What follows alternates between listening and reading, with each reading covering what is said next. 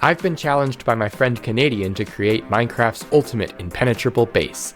I'll be creating custom blocks inspired by tower defense games like the Piglin Axe Spinner, Pickaxe Cannon, and Ice Cream Tower in order to protect my precious diamond collection. Can I create the most secure base ever, or will Canadian beat me even with the power of data packs on my side? And I'm going to start with the Piglin Tower.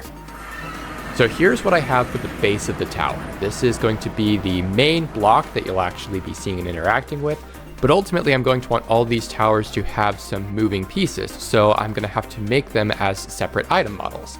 We have this golden piglin head that's going to sit on top of the base, and then I also have these golden axes that I'm going to have spinning around the base of the tower. So just to demonstrate what these guys each look like in game, we have, like I said, our base right here sitting on top of the block. It's about 1.5 blocks, 2 blocks tall. And then this is the head that's going to ultimately sit on top of it. And then lastly, we're going to have these golden axes, which is all just one item model, be superimposed onto the base here. So let's get these 3 item models fused together. Okay, I believe I've got all their positioning right. So we've got the base here, exactly the same as it was, but then the piglin head is sitting right on top of it. That looks pretty well lined up. And then, yeah, the axes are huge and imposing, and they're sticking out from the base of the tower, pretty much right at the middle section, which is perfect. So to keep this challenge fair, I'm going to have a number of rules that I'll have to follow as I create this data pack. And number 1 is I can only have a total of 10 custom blocks. So I'm going to have to be very intentional about what I'm creating. This is going to be the simple sort of infantry tower. These axes are going to spin, and then they're going to deal damage if you get too close to them. So let's start by getting the spinning implemented. Okay, let's give this a try. Beautiful. Oh yes, very smooth. So in the past, I've used Animated Java, which is a Blockbench plugin and allows you to make animated mobs and other entities using a bunch of item displays riding each other. That's not what I'm doing here. I'm just going to handle the animations myself because I expect most of them to be pretty simple. But I am taking some cues from Animated Java by having all of the item displays ride on each other. So the base block here, the base entity, is the only thing that's getting targeted by my functions, and then it's running the spinning command on its passengers, and specifically on the axis. Next up is making this thing actually be able to deal damage, and that leads me into the second rule. These need to be survival friendly. While it would be a very impenetrable base if this thing dealt you 20 damage and killed you instantly, that obviously isn't very fun or fair. So I need to keep the damage pretty restrained and make sense for what the tower actually does and how frequently the player's going to encounter it. I've also gone ahead and made an item for this, which is just a retextured spawn egg so that it's easier to place them down. So let's get this spawned in. Perfect. And we'll spawn a couple of husks here. Great. So right now the husks aren't fighting back, they're getting pushed back once, and then they're obviously not going to bother running into it again except by accident. That's something we'll fix a little bit later. The damage does seem pretty good. It looks like it generally takes about 3 hits for them to get killed by it. Husks have 20 health, which is about the same as a player, so I feel like that's pretty fair for how obvious and telegraphed this damage is. And that actually brings up the third rule that I have to follow. Each individual custom block should be avoidable. This one, like I said, is very obvious. There's a very clear area of effect that it covers, but for other towers, that might involve changing the way that they behave in order to make it so that the player can go around them, even if they can't see exactly what it's going to do. So the base behavior for this tower is done, but I have a couple of additional features I want to add before we move on to some others. Let's start with fixing the husk issue. So I'm going to spawn a new tower here and spawn a husk in its attack range, and you'll see that it's going to start trying to attack the tower and obviously instantly die because it's not smart enough to tell that it's dangerous here. So what I've done is put an invisible iron golem here on top of the Piglin Tower to basically serve as its hitbox, and that's what is attacking the husks, so that's what they think is attacking them, and they go and try to attack it and deal damage. Seems like they get a little bit confused because it's invisible, but after a short while they should realize that, okay, yeah, I'm under attack and I need to figure out how to deal with that. This is pretty cool because it means that mobs will try to fight back against these towers, which is a sort of unintended side effect. The main reason that I wanted to add this is for the fourth rule that I have to follow. These towers need to be destructible. So a player trying to deal with one of these towers has two options. They can either try to attack the iron golem here that has about 50 health, and then they'll be able to destroy the tower that way. Or they can mine the block that is the bottom of the base. That is an end stone wall, so they should be able to mine it with a pickaxe, and then it'll drop the tower as an item. And then any player would be able to then place it back down and have it be their tower. That's something else I forgot to mention. The tower isn't going to be able to damage its owner, so if I go into survival mode right here, it's not going to attack me at all. But if I were a different player, then it would be able to hit me. Ow. Okay, last feature for the Piglin Tower, I want to make its head animated a little bit, just to add some extra character to this tower.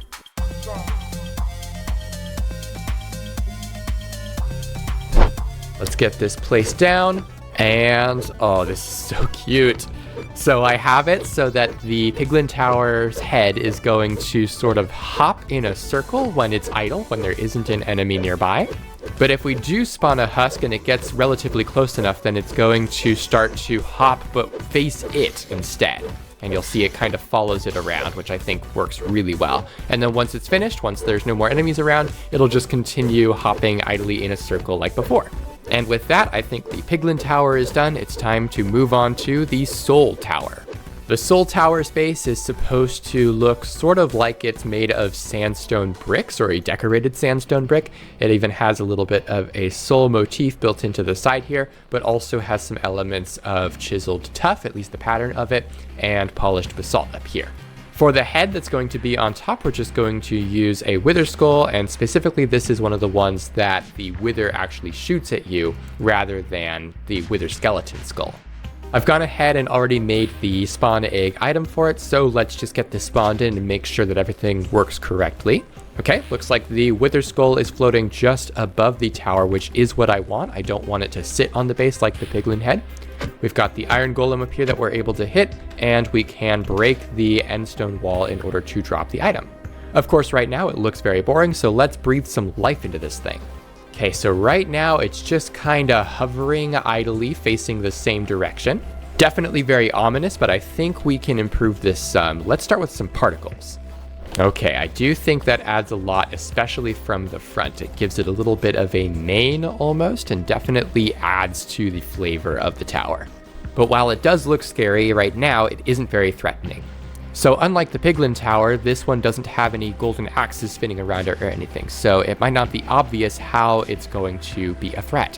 When there's an enemy within 10 blocks of the Soul Tower, it's going to face them and give them some wither and slowness effects. Nothing too crazy, but enough to be a threat.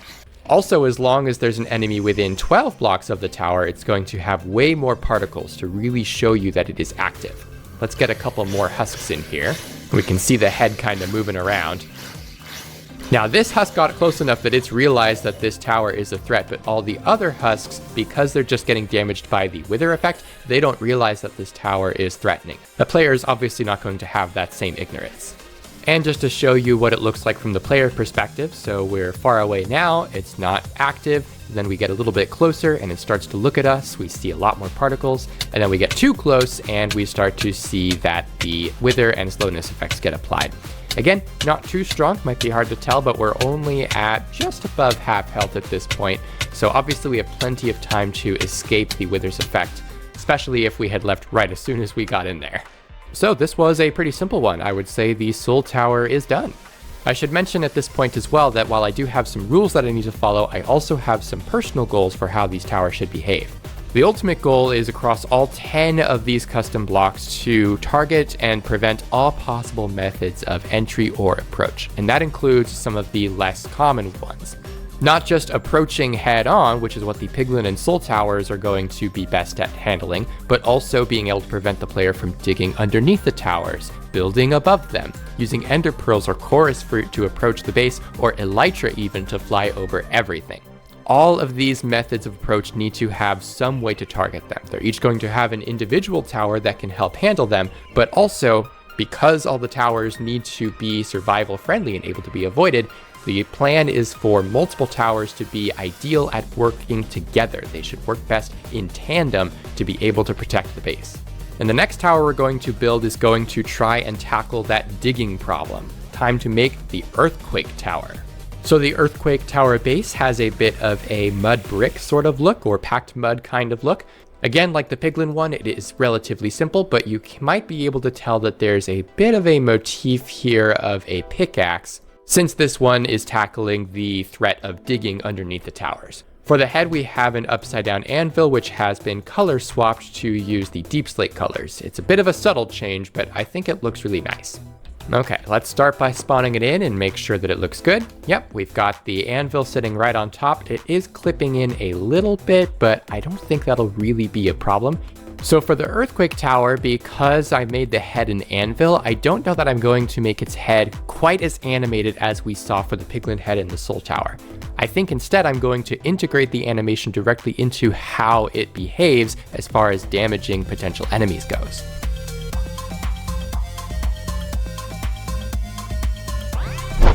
So right now, if I spawn a husk here, and so on, they're not going to be at all bothered by the Earthquake Tower, and the Earthquake Tower is not going to bother them. It's only when some of these husks are underneath it, specifically underground but in a nearby area, that it's going to come to life. So we'll see here shortly, it's going to slowly rise that anvil up and then drop it down. And when it does that, it's going to give them some damage. And just like the Piglin Tower, we see it takes about 3 hits for that to occur. Now the husks have realized what's happening and are working together to avenge their friends, so we'll see if they're able to, break that Earthquake Tower. That works pretty well, I think, especially for a single player experience. But again, in a player versus player situation, the player's going to be able to hopefully tell that they are in danger and might need to escape and get above the Earthquake Tower. Let's give the player a little bit of a hand with that though. We'll spawn another Earthquake Tower, another couple of husks here. So when the Earthquake Tower damages them, they're going to get launched up into the air. And of course, they're going to take some additional damage when they land. So now the Earthquake Tower might only take 2 hits to kill them. But that levitation effect should hopefully help the player be able to see what is attacking them, assuming they aren't completely underground, and also has the added benefit of launching them up into the air out of the earthquake's range and also out of sync with its cycle, so it might take another little while for it to actually hurt them again. I feel like that's a pretty good balancing act. It might take a little bit to get the timing right, so we'll do some more play testing with it later, but I feel like this is going to be a really great and fair tower to prevent digging underneath all of the other towers and just avoiding their effects that way. So we've handled players digging underneath the towers, now let's tackle preventing them from building over them with the Lightning Rod Tower. I'm really happy with the texture for this one. I think it turned out so cool. Obviously it is made of copper and we've got a nice gradient of oxidized all the way up to perfectly clean. We're using copper textures from a couple of different places. We've got of course chiseled copper here. This is a copper bulb. And then on top is just a modified copper block texture. We've got a little bit of a circle here, and that ring is supposed to be the track that the lightning head is going to be on. The head for this one is just 4 lightning rods. You can see they are at a little bit of an angle, and that's just to make sure that they are staking mostly on the track that's going to be on the actual base over here. So once again, let's get the lightning rod tower placed down and make sure it looks good. It is a little bit taller than some of the previous towers because the lightning rods are of course normal height, so they're a little bit tall, but I think this looks really nice. I do want to get those heads spinning just to make sure that that looks good on the track there. Yeah, I think those are mostly sticking on the track, pretty much as close as we're going to be able to get at this resolution. So most of the time when the tower is idle, the head is just going to spin a little bit slowly just to indicate that it is doing something. It is a potential threat, but it isn't just completely dead and not working at all. Now, just like the Earthquake Tower was meant to target players digging underneath it, this one is going to target players building above it. So let's get that behavior implemented.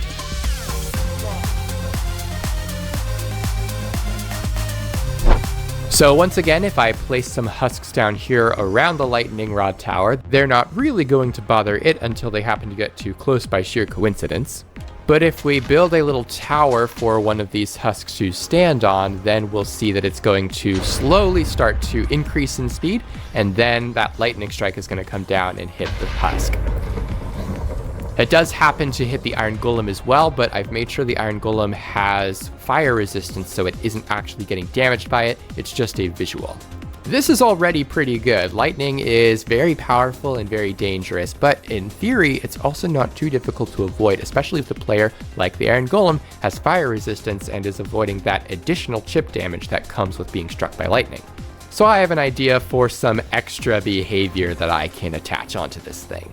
Let's say that you're a particularly crafty husk, or otherwise a player that's holding a sword, a shield, maybe a totem of undying, just like one would normally expect in their main hand and offhand.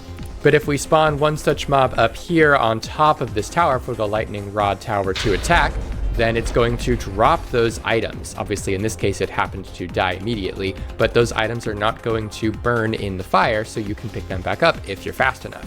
They can still be destroyed by the next lightning attack if you happen to get hit, and you can't pick them up immediately, so you'll have to be very cautious and be prepared to either pick up those items right away, get out of the lightning rod's range, or risk losing those items.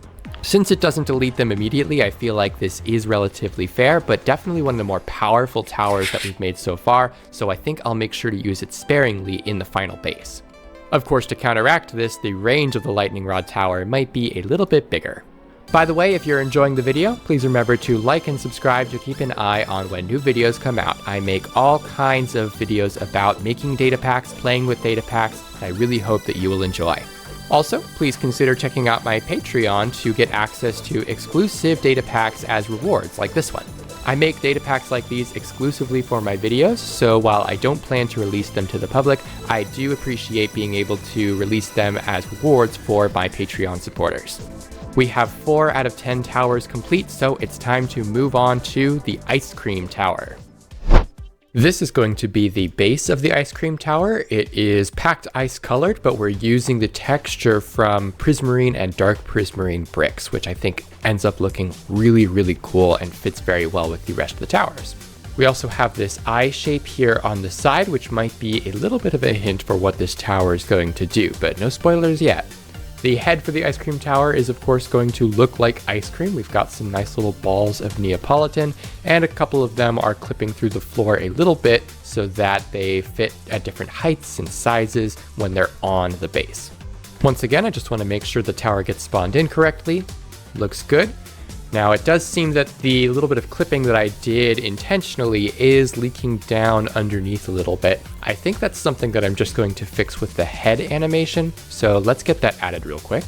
I'm not sure if this quite looks like ice cream at this point. It's a little bit more kind of gelatinous, I guess, very jiggly like pudding, but it has fixed the bit of clipping that we had down here, so the sizing is more accurate.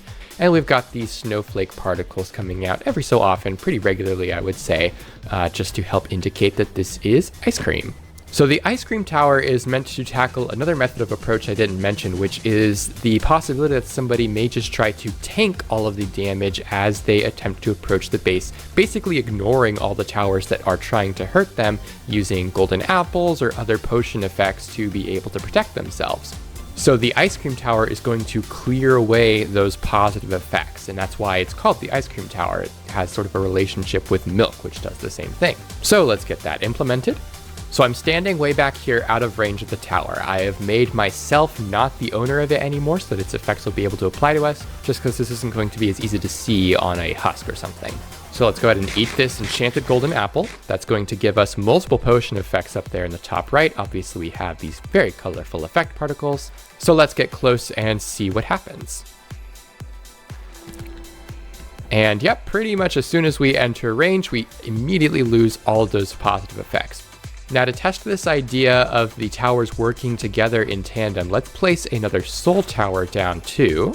Once again, I've made myself not the owner of either of these towers, so we'll eat this enchanted golden apple, get close, and we see that the positive effects have been cleared away, but now we're getting the negative effects of the soul tower. We entered that range second, and those negative effects are not getting cleared away. Now I'm in creative mode, of course, so they're not killing me, but these two towers will work really well together because you'll have the negative effects from the soul tower and nothing to protect you thanks to the Ice Cream Tower. Now this is going to be very useful for the final base, but on its own, the Ice Cream Tower right now isn't particularly visual, and it also doesn't really have a way to protect itself should the player try to get close and break it. So once again, let's go ahead and approach the ice cream tower. We've got some new particles to help indicate that we are within range, and it's also every so often going to spawn some powder snow at our location and deal us a little bit of damage at that time too. Obviously, the powder snow is not too difficult to escape from, but if you are being hampered by something like the soul tower or other effects, then that on top of the compounding damage from the ice cream tower placing the powder snow should hopefully make this just a little bit more threatening, a little bit more protected as the player tries to get close to destroy the tower. Now I would say the ice cream tower is in a good place, so I think we're safe to move on to the Pickaxe Tower. So the Pickaxe Tower is going for a little bit more of a manufactured look, and in fact is specifically tied to the illagers. So we have, of course, a dark oak wood base with a very obvious illager face here on the side, and then a stone brick top. Now this hole in the bottom is where the head is going to fit in, and that is going to actually be in two pieces. So this piece is kind of like the casing or the axle that the main head is going to sit on, which is the gun that has a diamond pickaxe sticking out of it, which I think both looks very threatening and also very silly. Now I wasn't able to include the pickaxe in the item model for the spawn egg because the combined model ended up being too big and the Minecraft item size limit just wouldn't allow it. But if we go ahead and place this down, we should see, yep, the diamond pickaxe is there perfectly fine because that's a whole separate piece of the model from this other part here. Now we are getting a little bit of Z fighting here in the texture because they are perfectly lined up with each other. That really shouldn't be a problem because the plan is that this head is going to be moving enough that realistically is never going to happen, at least in a way that anybody is going to be able to see. So let's get that head moving so we can clear that away. Okay, get a husk down and perfect. So the head is now moving to face the husk, and obviously that perfectly clears away any of the Z fighting that we have. It is clipping a little bit, but I, again, don't really think that's going to be too huge of an issue. If anything, it just makes it look a little bit better. Now, right now, the Pickaxe Tower is not able to defend itself. The husk has been able to realize that there's an iron golem on top, so let's get that taken care of. What I really want to show off is if we place a husk up here, the head actually moves in two pieces. So, well, right now it's facing forward, so you can't really tell. Let's just get them moving a little bit along this path. Then we have the casing here, the wood part moving left to right, moving in a circle around, and then the head moving up and down. So it just makes it look a little bit more dynamic, a little more realistic with how a weapon like this would actually behave. So now that the Pickaxe Tower's model, including its head, is working the way I want, it's time to make it actually behave. And this is going to be our first projectile launcher. However, as one of the rules to make sure this challenge stays fair, I can only make 3 projectile launchers for the entire project. So we're going to need to make them count.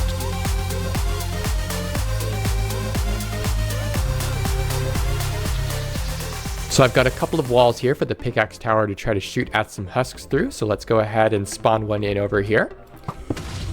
Oop, and right away, Pickaxe Tower is going to try and shoot at him. He's going to wander off, apparently. But as we can tell, the pickaxe projectile that launched breaks straight through the stone brick wall here. And is going to deal some damage to the husk now that it has access. Oh, maybe not. Oh, husk is wandering over to the obsidian wall. But even that isn't enough to protect it. The Pickaxe Tower is able to break through just fine. Let's watch that come in. And even able to break the grass down here. It's not just pickaxe mineable blocks. Any mineable block that's in the way of the projectile is going to be destroyed. So the purpose of the Pickaxe Tower is to sort of work in combination with the lightning rod tower. If a player is building a bridge over the base to try to get access, lightning rod tower is going to be able to hurt them and also possibly even make them drop the blocks that they're building with. But the Pickaxe Tower is going to be the thing that actually destroys their bridge so that they fall and can be damaged by the other towers. So, one projectile launcher down, let's go ahead and make the next one. This next tower is going to be the Breeze Tower, and we've got a couple of competing ideas here with the texture.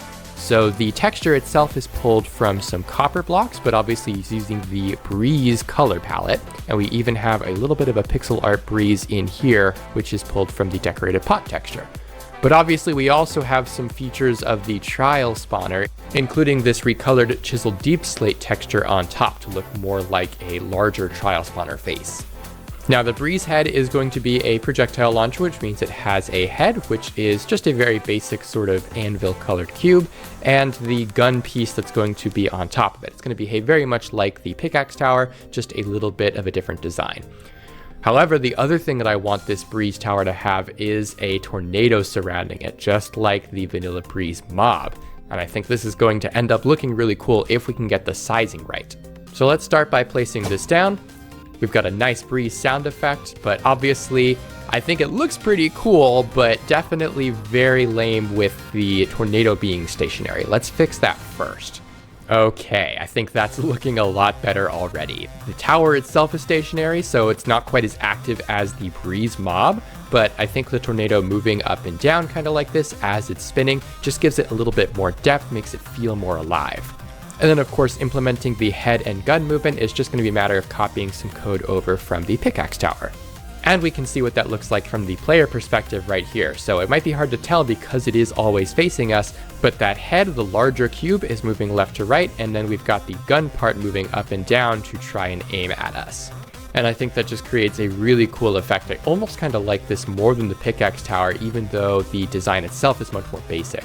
So the Breeze Tower is basically going to be kind of like the Piglin Tower of the projectile launchers, if that makes sense. Unlike the Pickaxe Tower, this one isn't going to focus on preventing any specific kind of approach. It's just meant to deal damage and impede you in a very basic way, just like the Piglin Tower does for melee damage. Specifically, I want the Breeze Tower to shoot wind charges at you. I don't believe those deal damage when they hit, but they will launch you around, which is just going to make it harder to travel into the base and also potentially knock you into the range of other towers that might be able to actually deal some damage. And of course, there is the fall damage to consider as well.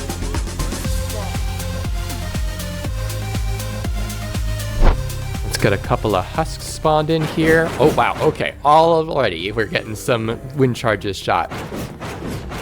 So I've got a bit of a cooldown between different attempts to shoot, but then it's going to shoot a volley of 3 wind charges. And it's got some pretty good accuracy, to be honest, for shooting that one into the air. Holy cow, yeah, that is awesome. And as you can see, the range on this is much larger as well. It does look like the wind charges do deal a little bit of damage when they hit too. But even right here, we're seeing it's having some difficulty clearing away these husks. It hasn't killed any yet. Oh, looks like it just got the one to some fall damage. See if this one's down. Not yet. That's like the second time that's been hit. This baby one as well, not dead yet. So yeah, this feels pretty fair. It's going to definitely impede progress, be a real threat, but mostly by virtue of pushing you into other towers rather than being a serious danger itself. Let's take a break from projectile launchers for a bit though, because I just had another idea of something that I think is going to be really effective, especially if you get knocked into it by this breeze tower. This tower is using some similar textures to chiseled quartz, but obviously is prismarine colored. And in fact, if we play this animated texture here, it's going to be super slow. But if I drag it around like this, you see it has a couple of different frames that it's going to interpolate through, just like real prismarine does. So it'll change color over time.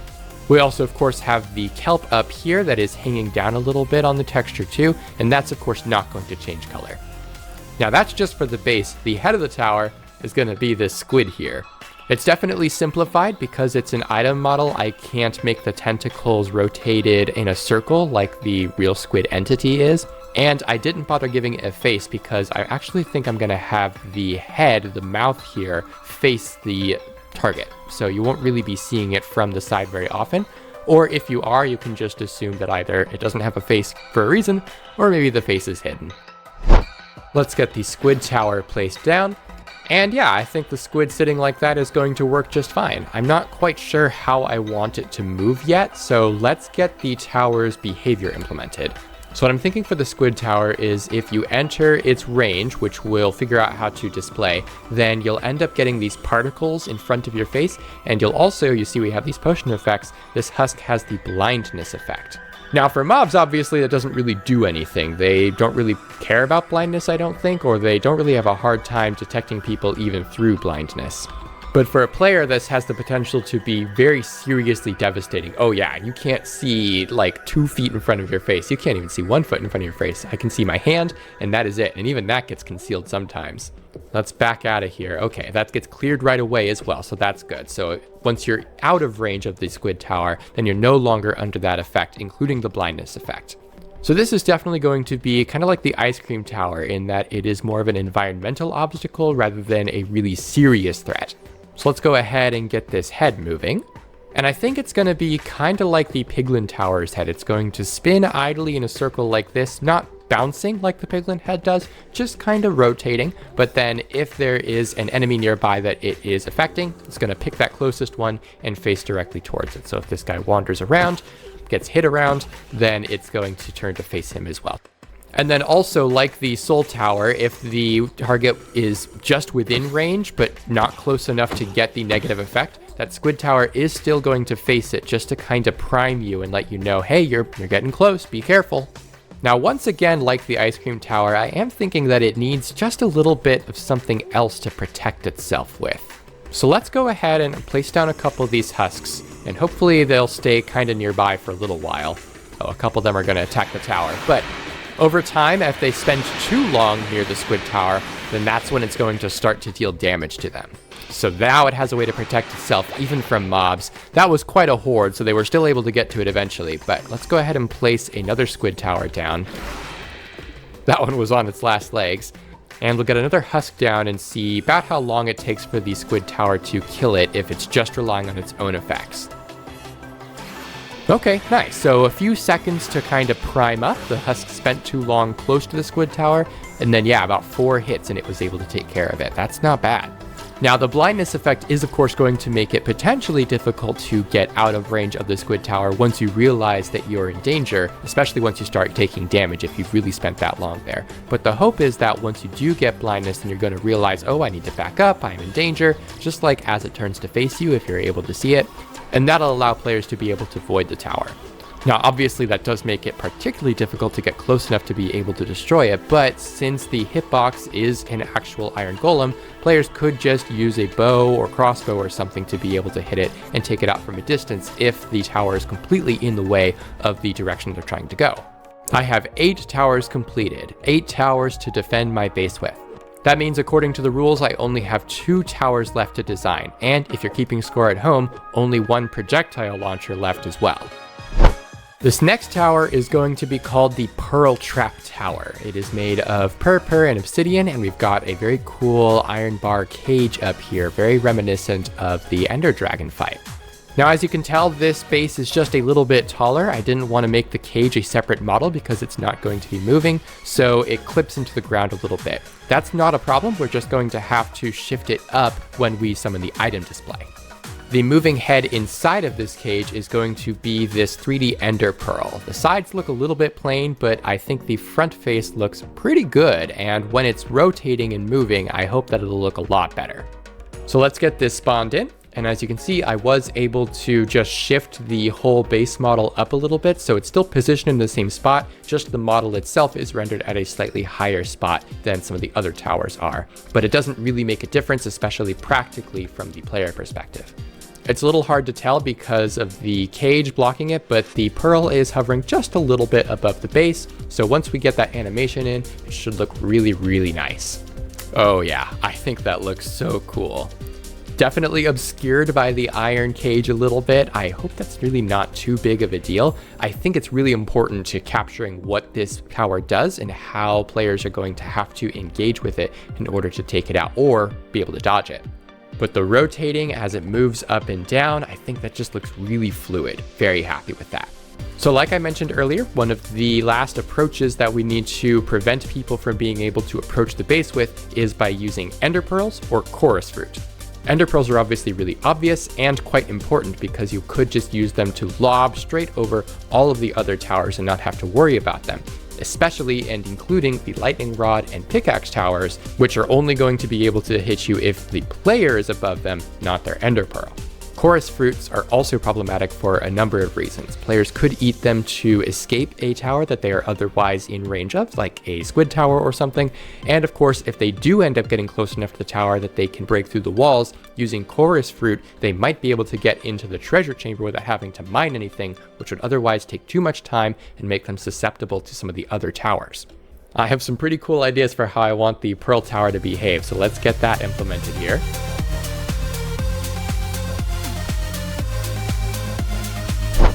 Okay, so I'm really far from the Pearl Trap Tower way over there, and I've made myself not the owner. So let's go ahead and lob an Ender Pearl. I'm gonna try and go off in that direction. And we see the Ender Pearl gets yoinked over to the Pearl Trap Tower, which is exactly what I wanted to happen. The Pearl Trap Tower is going to attract any Ender Pearls that don't belong to its owner towards it. So instead of landing where they wanted to land, they're going to end up right next to the Pearl Trap Tower. Now this is a tower that, unlike the Ice Cream Tower and the Squid Tower, I don't want it to be dealing any damage itself. I think attracting the Ender Pearls, and as we'll implement in a minute, the Chorus Fruit will be sufficient, because this is going to be an ideal tower to work in tandem with other towers like the Piglin Tower that you could place right next to it, so that when the player does get teleported here rather than where they were planning, then they'll just get instantly attacked by some nearby towers. So let's go ahead and try to eat a Chorus Fruit here. Normally, when you eat a Chorus Fruit, you're going to get teleported somewhere nearby, somewhat randomly, but not very far from where you were when you ate the fruit. But if you're too near a Pearl Trap Tower, even before you finish eating it, you're going to get teleported over to the Pearl Trap Tower. You can even try and eat it again.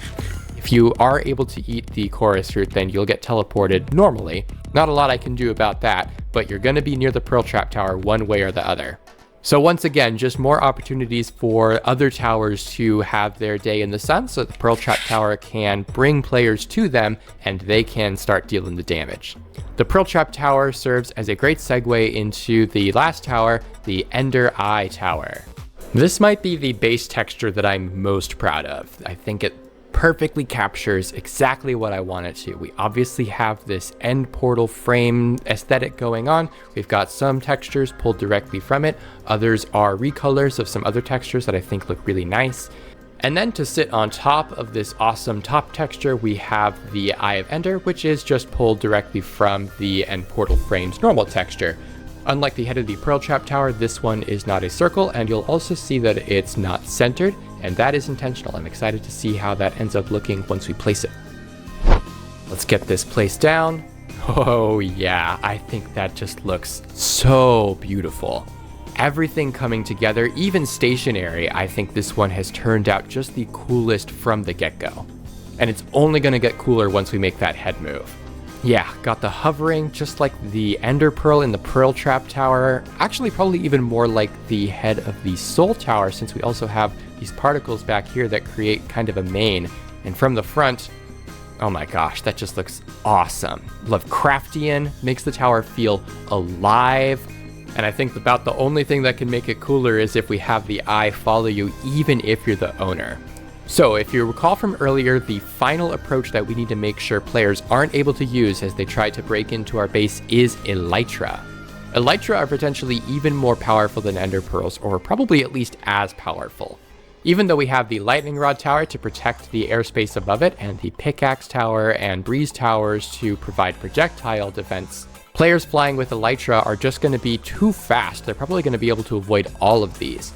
So the Ender Eye Tower needs to be able to home in on players flying with Elytra. Let's get these Elytra equipped. And I'm going to start with Flight Duration 1 rockets so that hopefully we're able to actually see the projectiles.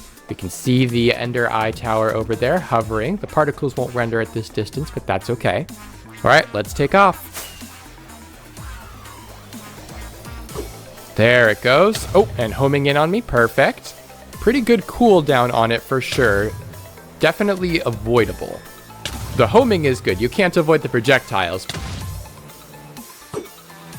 Oop. But you could potentially outrun the tower's radius of effect. Now let's try adding one more thing. I'll go ahead and take off. There's a projectile incoming. Oh, there we go. Perfect. So now if you get hit by an Ender Eye projectile, you'll drop your Elytra. This works just like the Lightning Rod Tower, so you could, of course, go and pick it up, but you're going to be flying and, in fact, going to be falling. So that'll put you in immediate danger from some of the other towers, in addition to, obviously, just fall damage. We now have 4 towers to help deal with the 4 most critical methods of approach that we want our base to be protected from. The Earthquake Tower will prevent players from digging underneath the towers. The Lightning Rod Tower, in addition to the Pickaxe Tower, can help prevent building above them. The Pearl Trap Tower, of course, attracts ender pearls and makes people who try to use Chorus Root get teleported to the tower. And then the Ender Eye Tower will help shoot players out of the sky that are trying to fly with Elytra. And of course, we have 6 other towers to help defend the base as well. At this point, I think it's time to actually start building. So here's the build. We have the central keep, which is where the treasure is going to be. This is the base that we are defending and the ultimate goal that Canadian will have to try to break into. I added this central path through the rings that I think is non-standard for bases like this, but I think it adds a nice little detail, helps mine stand apart, and it's not like it's going to be any less defended.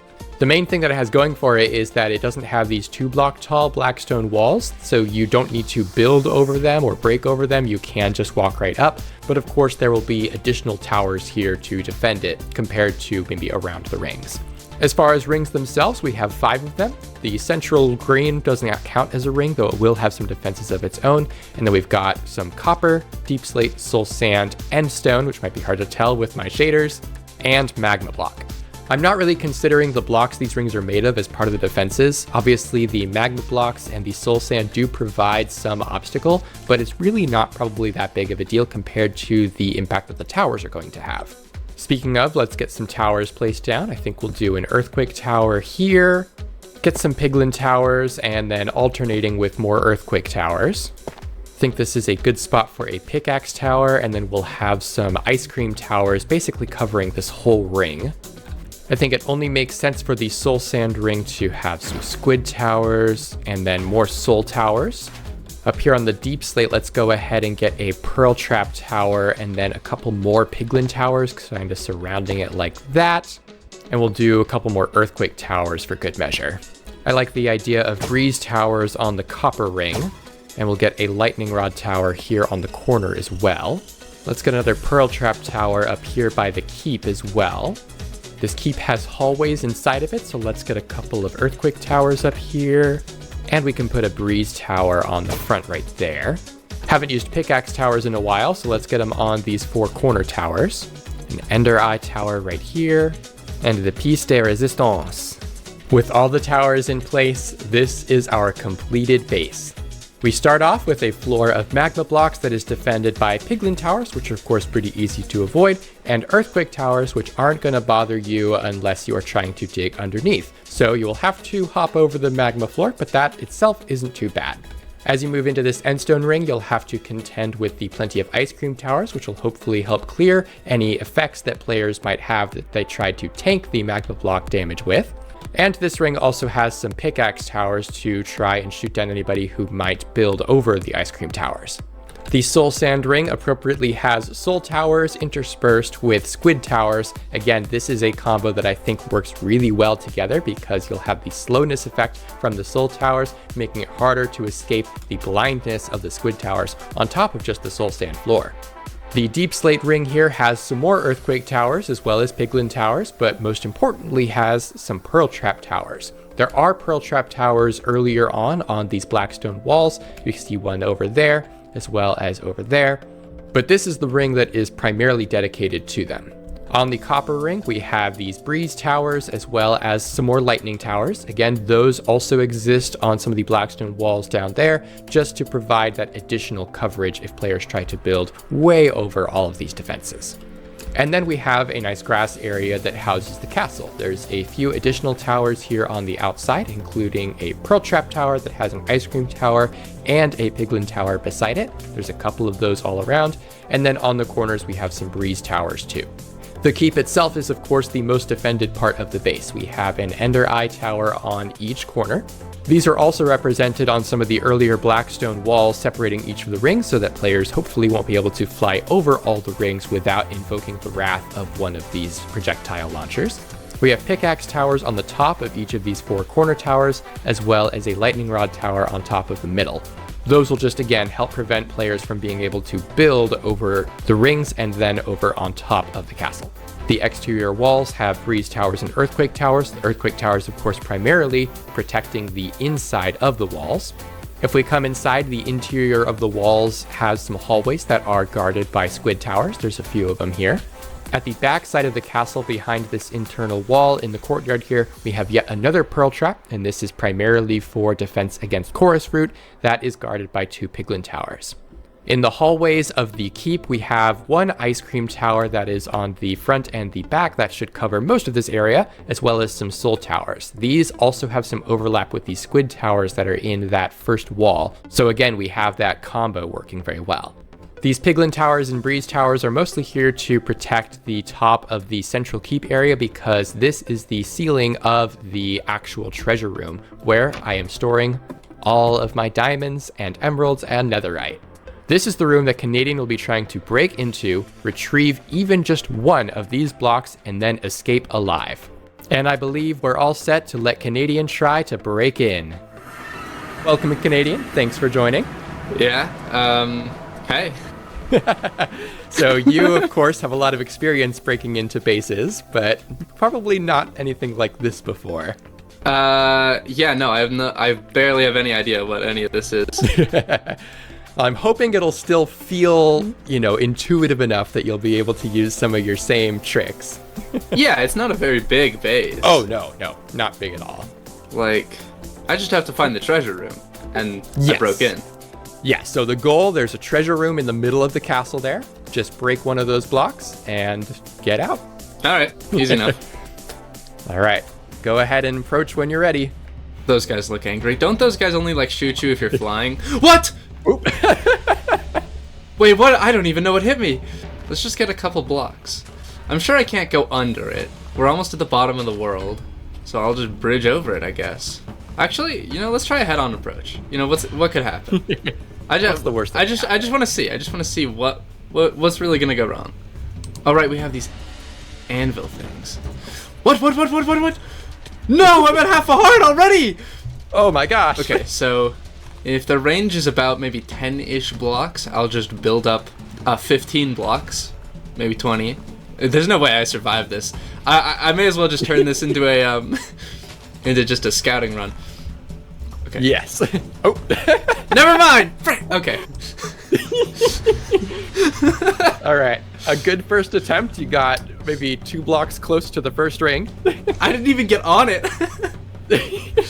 Let's say what item do you think would be most useful right now to help you get closer? I'd say we probably just start out with blocks. I'm trying to think of what would be good. Probably obsidian, just for something durable. If a stack of obsidian's good. Okay.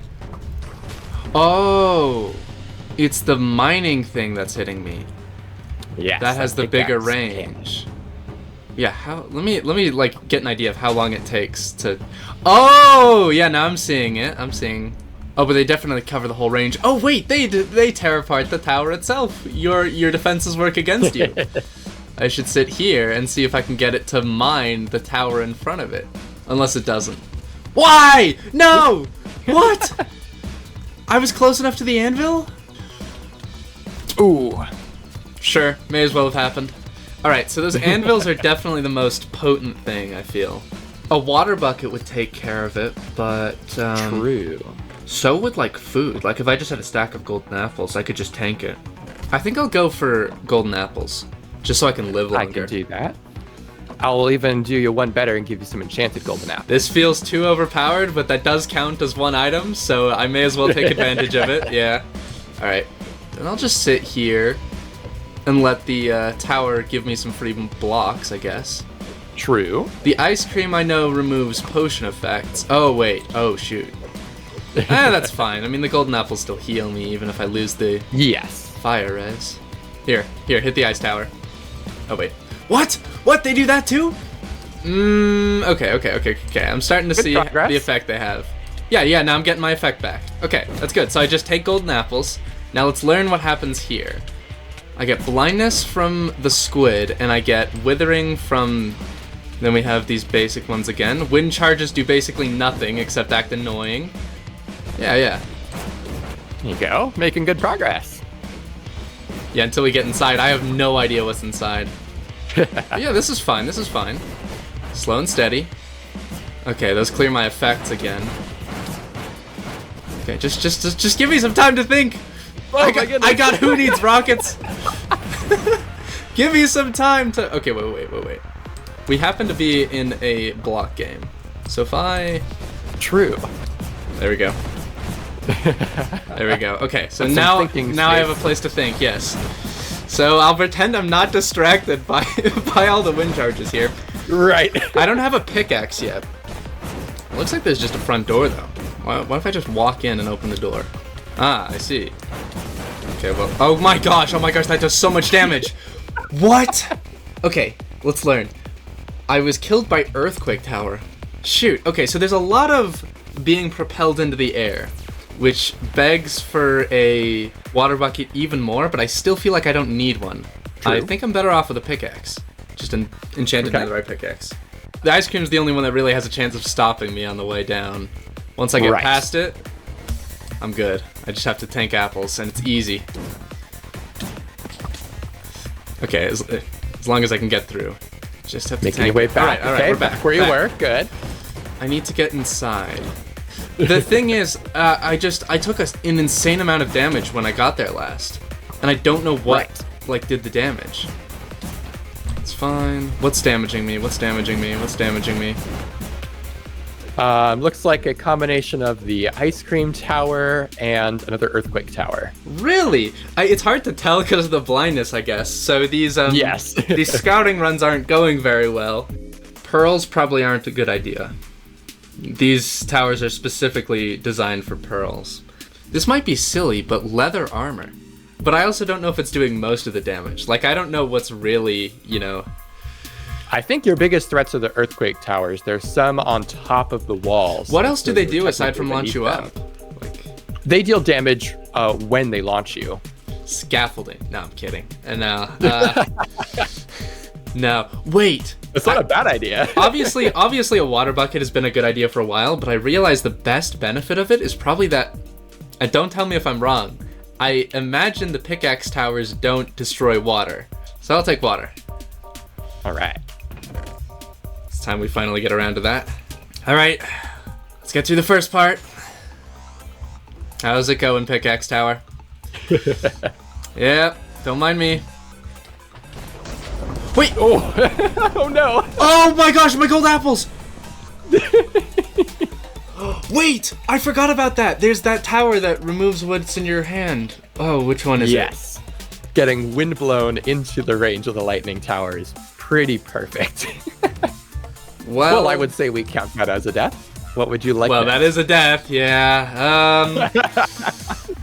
So I'll give you a little bit of a hint. The damage that the earthquake tower deals to you when it hits you is technically fall damage. Well, that's a major hint. Okay, you know what? I will take Feather Falling 4 leather boots. Leather, okay. Okay. These might be the best or the worst boots. I'm proud of them. I think these will go Walking very in style. So, when I walk past these two towers, I need to have nothing in my hand. It's all routine. It's all routine. Yes. A routine I just made. This is my safety bunker. We want to go up this time because I don't want to take the anvil damage, and I want to see what's up there. I want to see what I'm facing off against if I go up. So we'll hope. No, come on. I have an idea. It's just taking me a while because. Yes. Okay, just breathe. It's fine. I just need to finish my concoction. So, what I'll do is this, and then I just build up like this. Why? Could I build cobble regen walls? That'd be insanely funny, but there's no way I could build those while dealing with this. Oh my gosh! No, that'd be crazy. Wait, those are so easy to break. Wait. There you go. I am the Pickaxe Tower. Never mind. I dropped my pickaxe because of the lightning. So if we can break them, how about I just go on a little bit of a genocide? Yeah. He's Yeah. discovered the secret. Okay. I have a stack of enchanted golden apples. There's no way I don't survive. Got the strat now, though. Oh my gosh, my boots broke. Yeah, well, no, but I realized that's probably what caused it. I mean, to be fair, I stalled for a long time, so. For item number 5, flint and steel. Interesting choice. Aha. Oh, this is a lot of free netherrack, too. True, yeah, more building blocks. So, let's see, what's going on up here? Okay, now I'm... Made it on top, that's pretty good. I'm on top? Okay. Yeah. No, not the lightning tower. Where is it? Is it up there? Okay, wait, hold up. We are breaking you.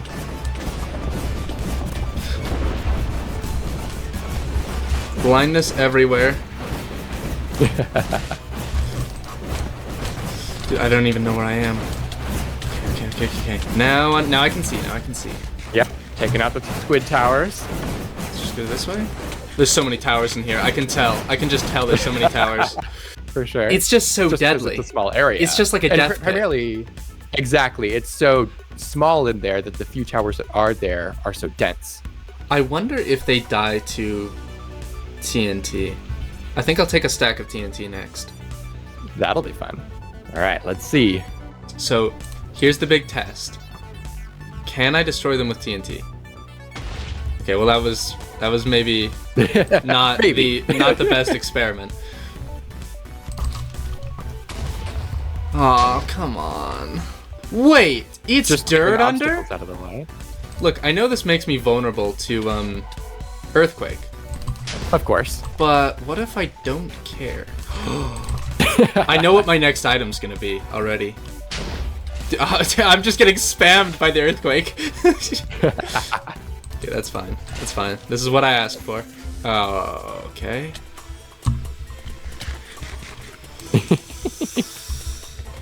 Anvils are weirdly effective, or the anvil tower is weirdly effective at that. It's specifically designed to prevent digging underneath. You say that. My next item is going to be an efficiency 5 netherite shovel. Okay. Even if this isn't the wisest item, call this a waste of a death. Perhaps. But just you wait. Eat golden apple, and let's go.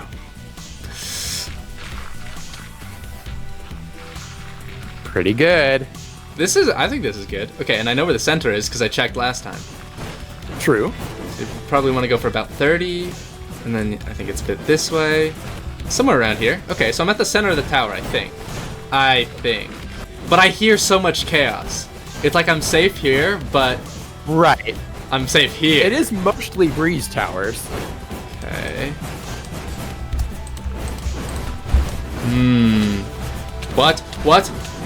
Please, take me down. The moment I start getting like 20 effects, we know the TNT can't destroy them, but you know what the TNT can destroy? Everything else.